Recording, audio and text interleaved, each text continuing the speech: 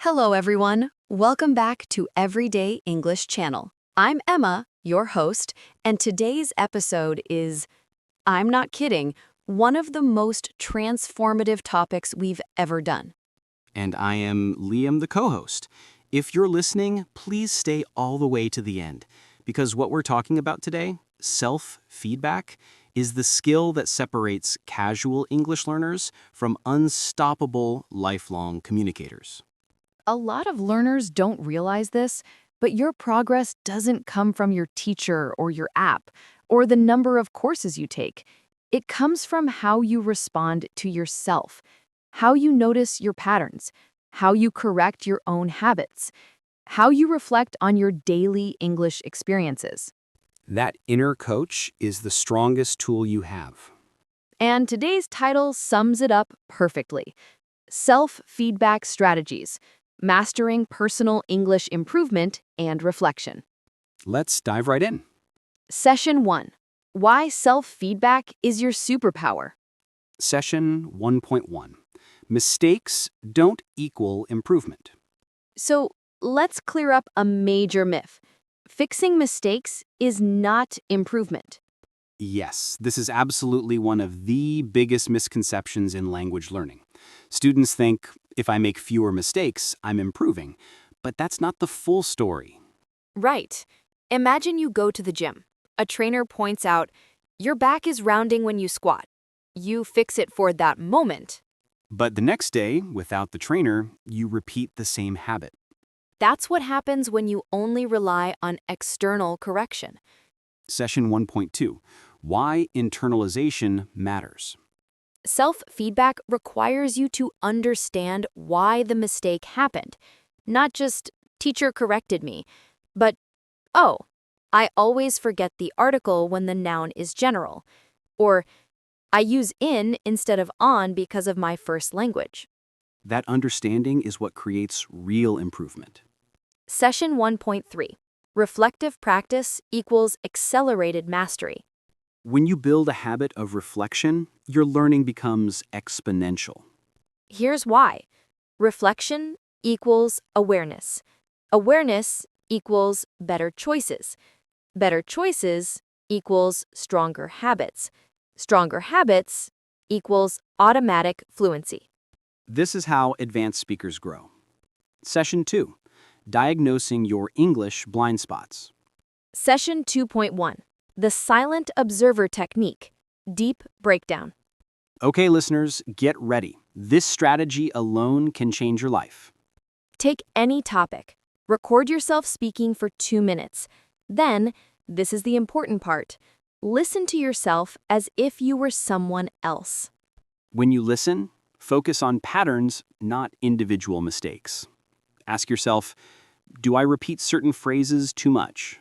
Do I pause in the same places? Do I avoid certain grammar because I'm unsure? Do I rely on simple vocabulary? Do I sound confident or hesitant? Let me give a real example. I had a student named Karina.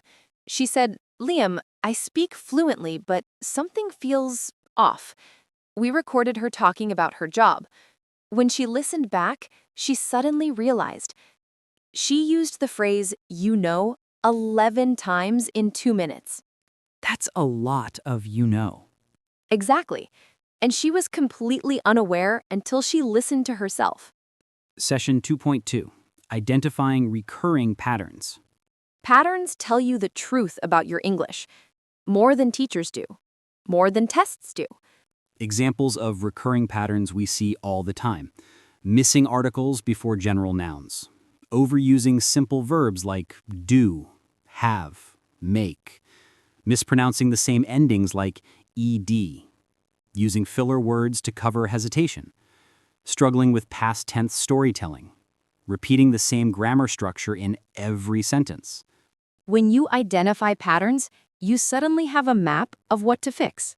Session 3. The art of actionable reflection. A. Actionable. Most learners think in vague goals. I want to speak more fluently.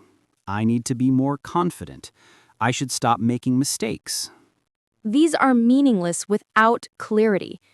Actionable goals look like, I will practice using conditionals to express possibilities, or I will focus on using in, on, at correctly when talking about time. Notice the difference? Focused, measurable, clear. Are realistic. I love ambition, but unrealistic goals kill motivation. Exactly. If you're A2 level, it's not realistic to sound native in 3 months.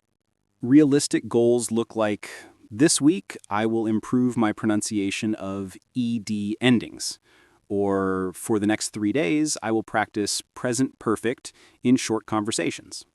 It's about progress, not perfection. T, time-bound. A goal without a deadline is a dream. Yes, when you give a goal a timeline, your brain prioritizes it. Listeners, try this. I will learn and use 5 new transition words by Friday. You create urgency, and urgency creates action. Session 4. Crafting your personalized feedback loop. Session 4.1. The Feedback Journal, Deep Version. This is not just a notebook. It's your English growth Bible. Write 4 categories: my mistakes or patterns, why they happen, how I will fix them, evidence of improvement. This turns random learning into strategic transformation. Session 4.2. Integrating feedback into daily life.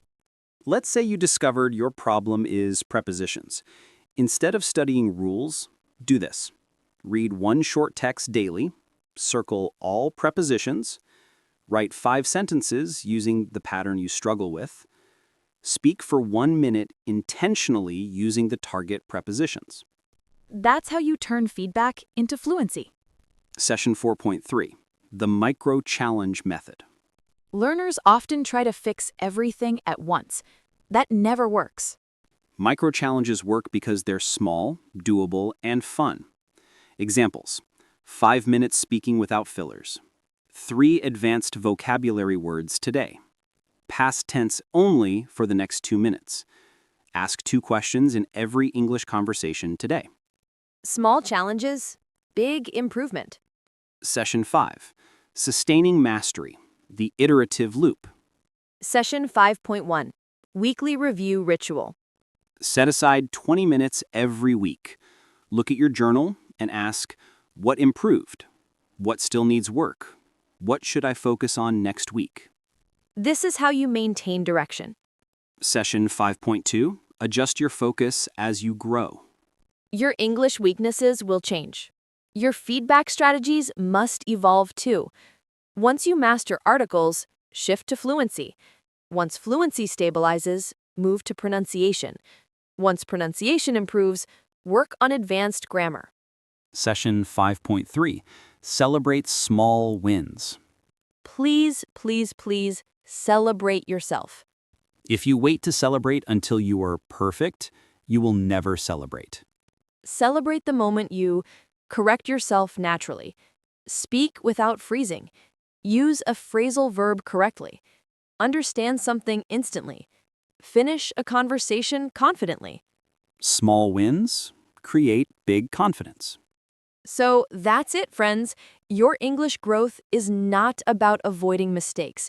It's about embracing reflection. Your best teacher is you.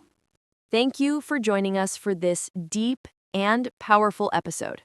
Remember, reflect, practice, celebrate, repeat. Thank you all for listening. If you enjoyed this episode, subscribe, like, and share with your friend for self-feedback strategies. Bye. See you next episode. Bye. See you next episode.